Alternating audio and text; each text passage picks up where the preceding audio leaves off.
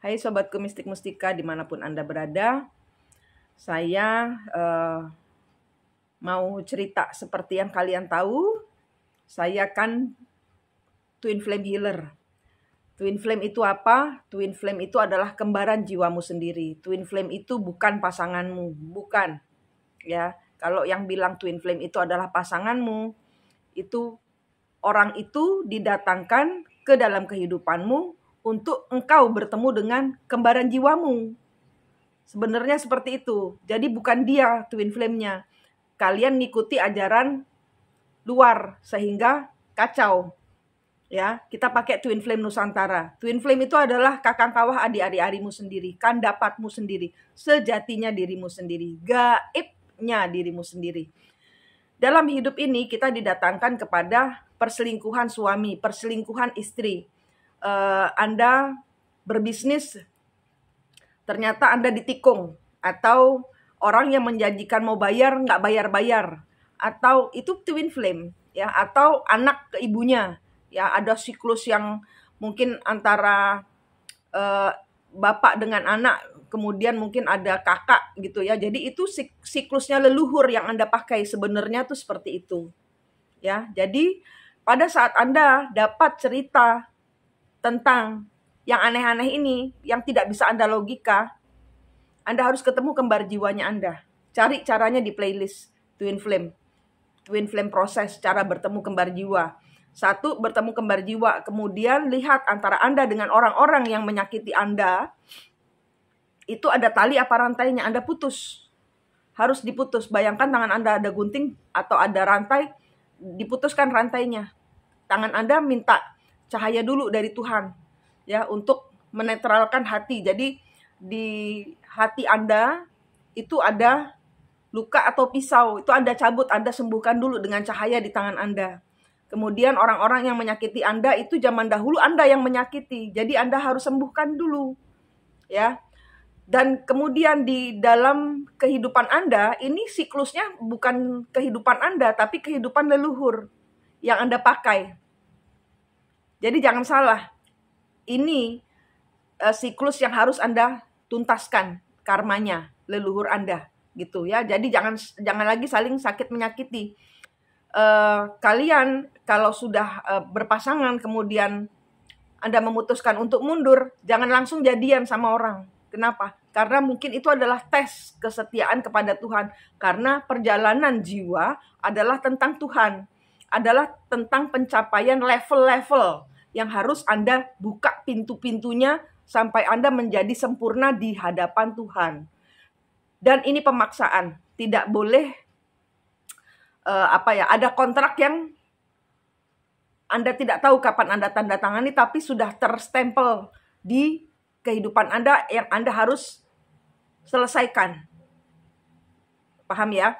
Nah, berkaitan dengan twin flame, saya tahu saya mau dapat tes. Saya tahu, saya udah dikasih tahu.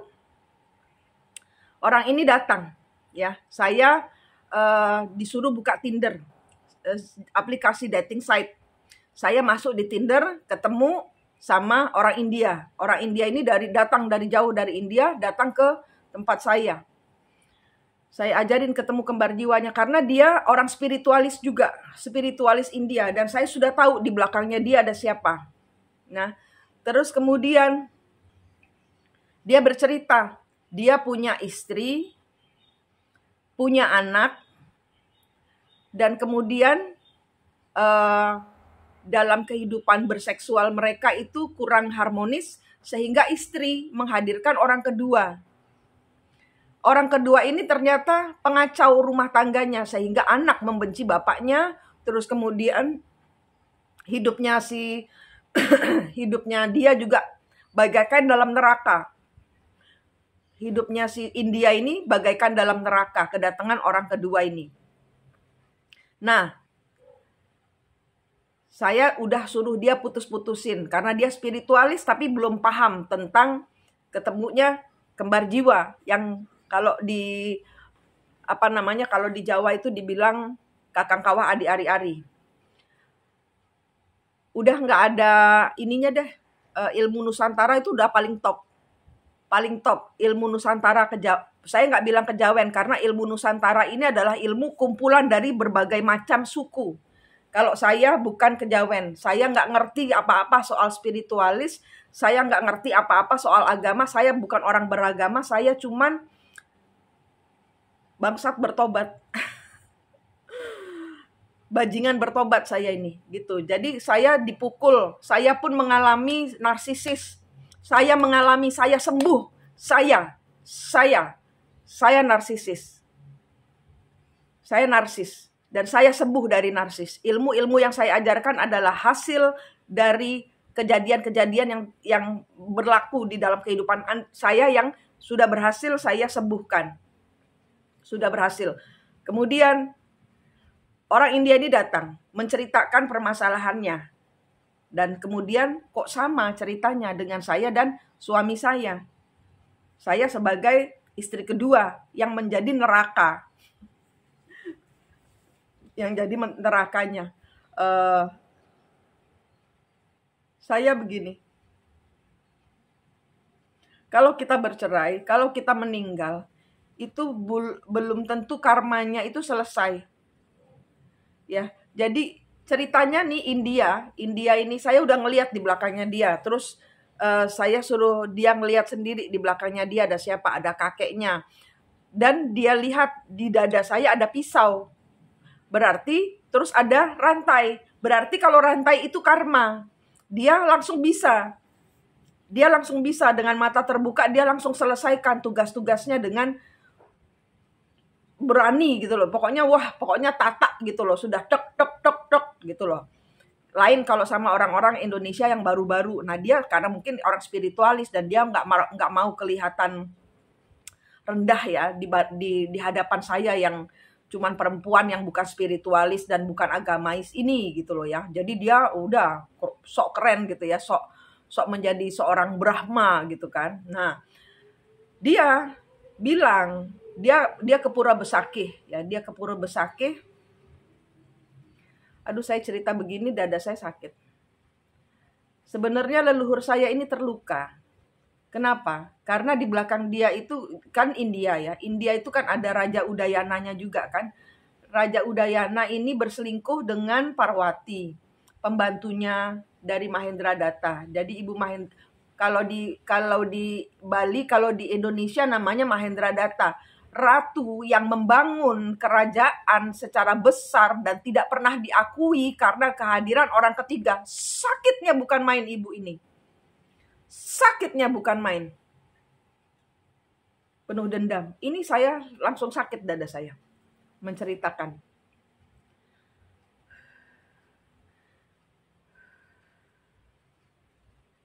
Kemudian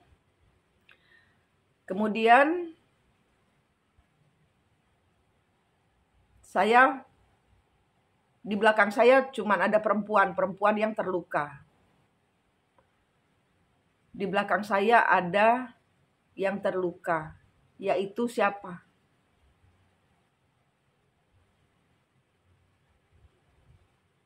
Istri keduanya. Istri kedua itu adalah istri pertamanya di zaman dahulu. Jadi kalau kita didatangkan orang ketiga, ya kita suami menghadirkan istri pertama dan ada istri kedua, ada orang lainnya. Sebenarnya ya, suami itu ketemu dengan jiwa lamanya, ini adalah pasangan, bukan pasangan sesungguhnya, tapi pasangan pembayaran karma. Kenapa? Karena zaman dahulu si istri pertama ditinggalkan untuk orang ketiga. Sekarang kehidupan ini dibalik si istri pertamanya, rohnya istri pertama itu masuk di orang ketiga sebagai pengacau. Kenapa? Balas dendam. Tadi sudah saya putuskan si istrinya dia dengan anaknya, kemudian anaknya dia menjauhi dia. Jadi karma tidak datang dari perempuan, tapi datang dari anaknya. Tadi saya sudah suruh minta maaf sama anaknya. Ada rantai antara dia dengan anaknya yang sudah dia putuskan.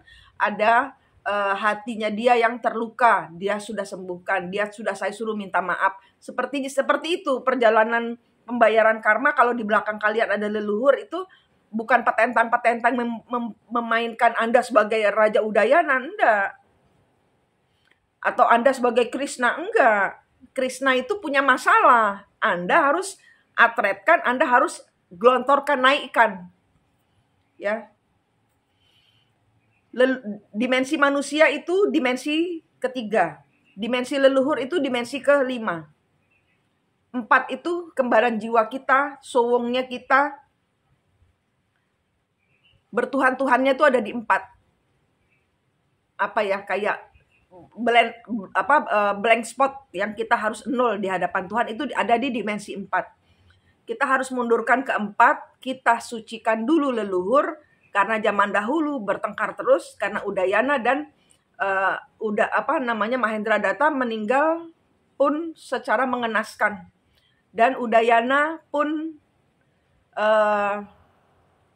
meninggalnya dalam kondisi dia merasa bersalah kepada istri pertamanya. Jadi dimundurkan dulu, dinaikkan ke 6. Jadi tugas Anda itu atretkan leluhur Anda, mundurkan di 4, disowongkan dulu, dibersihkan dulu energi leluhur, dicabut-cabutin pisau-pisaunya, baru dengan energi doa. Anda hanya perlu berdoa. Anda menaikkan leluhur ke 6, bersama-sama dengan leluhur naik ke 6. Kalau Anda mengulang siklus, ya, India ini datang kepada saya dari Tinder yang disuruh oleh leluhur. Jadi dia dipanggil sama leluhur dari Tinder yang saya buka. Khusus untuk memanggil leluhur-leluhur karena ada leluhur-leluhur yang ingin ini sudah nyebrang ke India. Dari Bali ke India, portalnya sudah buka melalui orang India ini tanggal 9 dia datang. Tanggal 9 dia datang di Bali.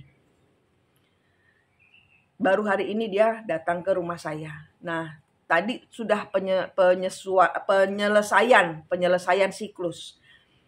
Sudah dia putus-putuskan, sudah dia minta maaf ke anaknya, sudah dia minta maaf ke istri pertama, sudah minta maaf ke istri kedua, segala luka-luka hatinya dia pun sudah sembuh. Dia sudah minta maaf sama leluhur saya di belakang saya, yang dimana adalah Ibu Vasavadatta, yang mana Ibu Vasavadatta adalah ibunya Raja Airlangga, dimana adalah istrinya dari Raja Udayana.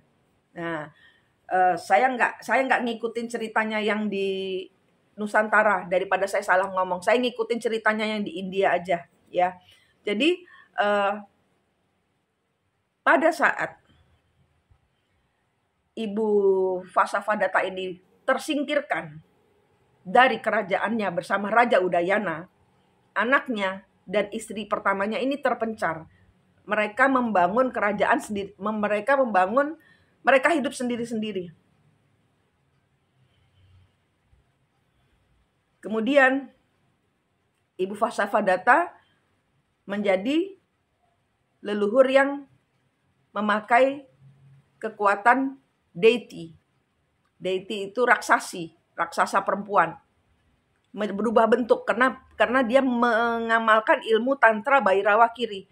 Saya bukan dari Indonesia, saya dari India. Anda tidak perlu mendengarkan dan Anda tidak perlu mengkoreksi karena saya tidak berbicara dari Nusantara. Karena cerita dari Nusantara banyak berbeda. Jadi saya tidak mau membantah kalau saya membicarakan hal-hal yang berbau dengan sejarah Indonesia, itu banyak bohongnya, lontar-lontar banyak bohongnya.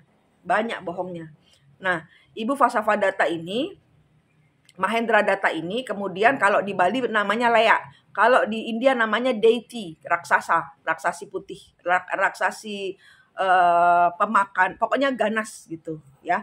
Kemudian Ibu Vasavadatta ini punya anak yang akhirnya menjatuhkan bapaknya sendiri. Ini pengaruh ke anak. Jadi suami istri kedua yaitu si Parwati yang kemudian ngilmu juga untuk melancarkan aksinya. Ibu ini ngilmu juga. Kalau di India namanya Kali. Bapak India ini tinggalnya di kota Kali.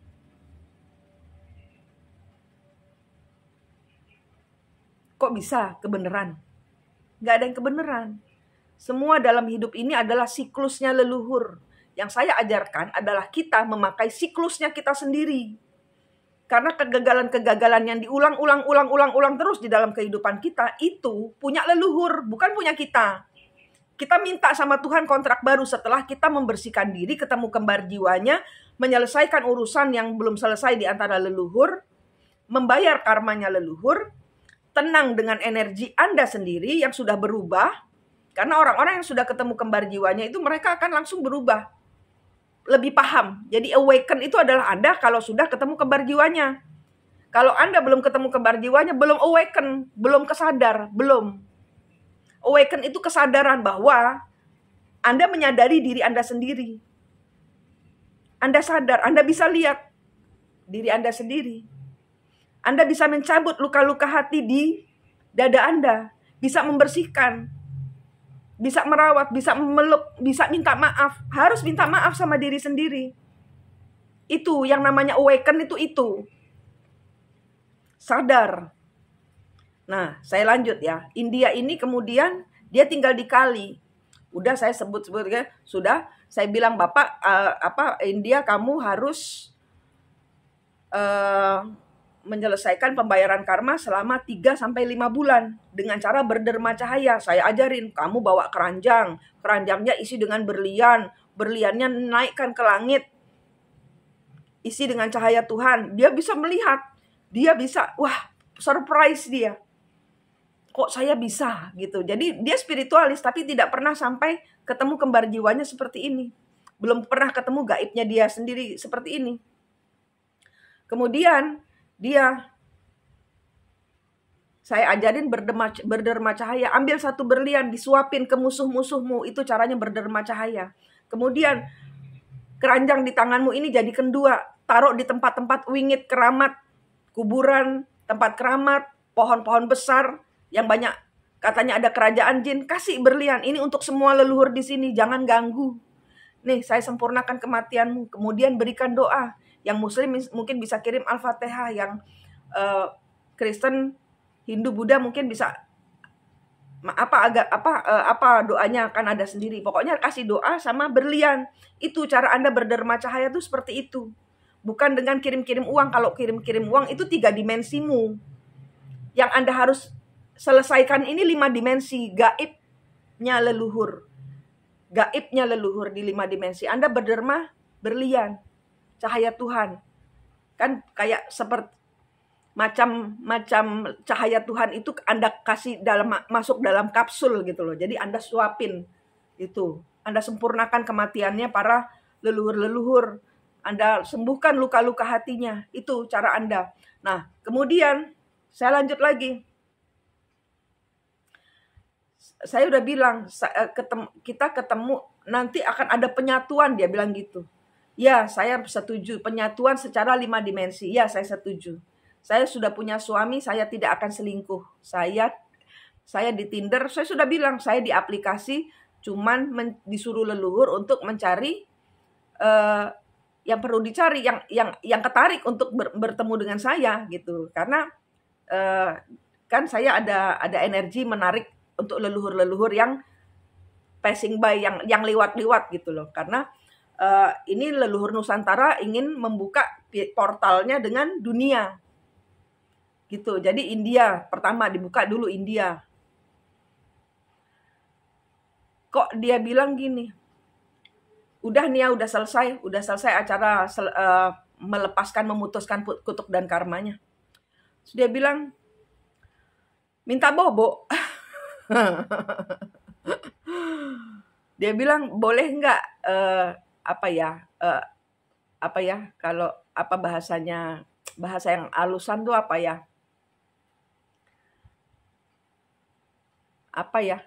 bahasa halusnya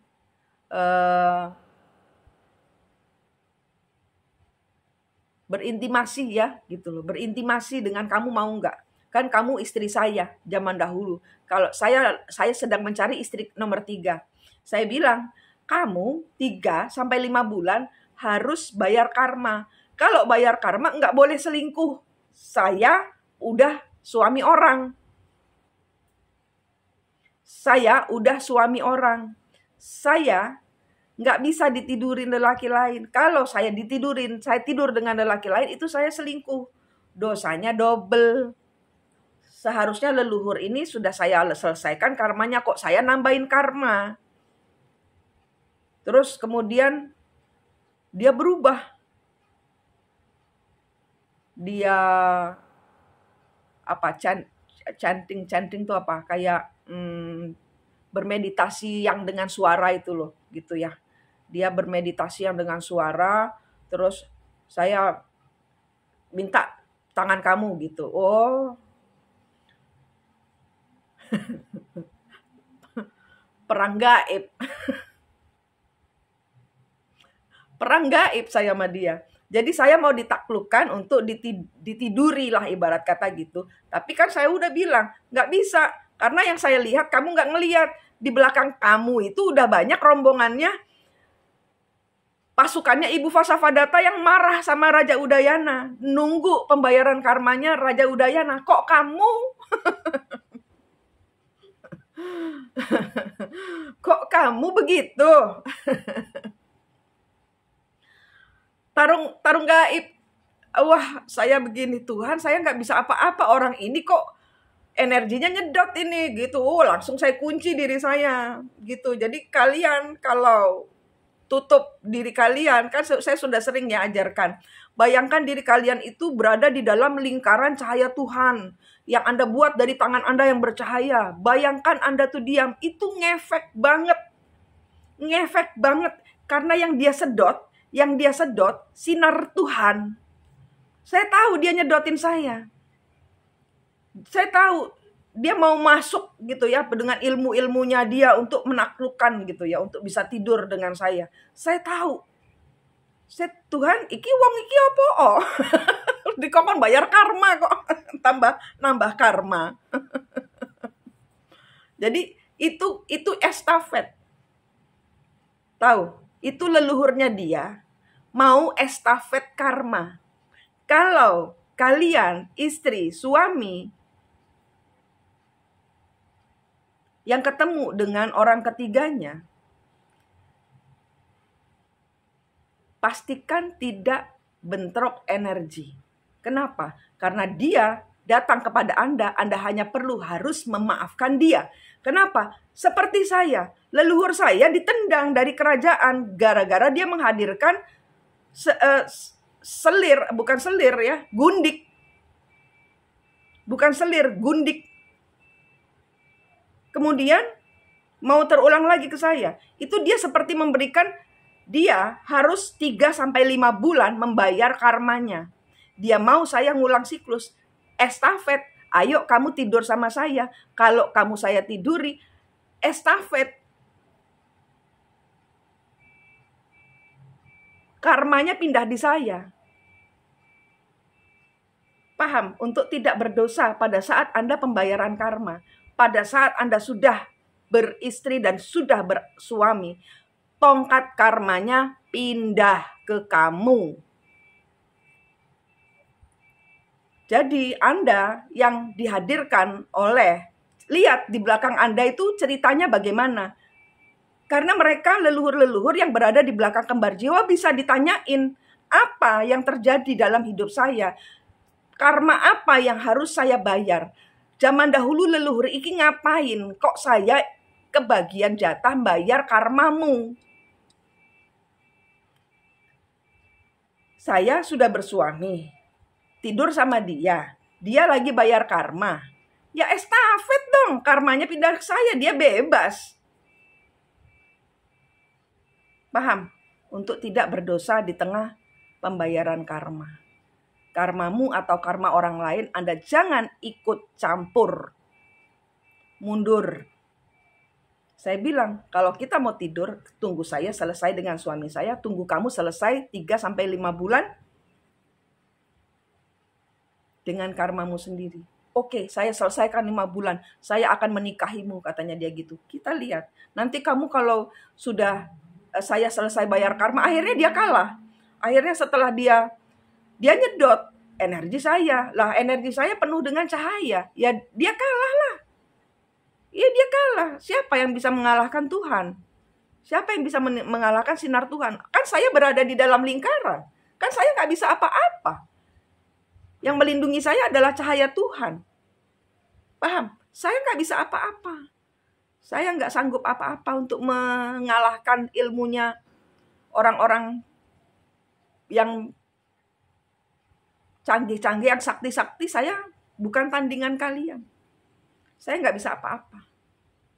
Tapi untuk memposisikan diri saya sebagai seorang istri yang sudah bersuami, yang suaminya main gila, jangan sampai tongkat estafet karmanya pindah ke kamu. Ini saya tujukan untuk Anda yang punya masalah dengan saya. Jangan sampai tongkat estafet karma pindah ke kamu. Paham? Manik di sini dari Mistik Mustika. Sharing saya sudah selesai.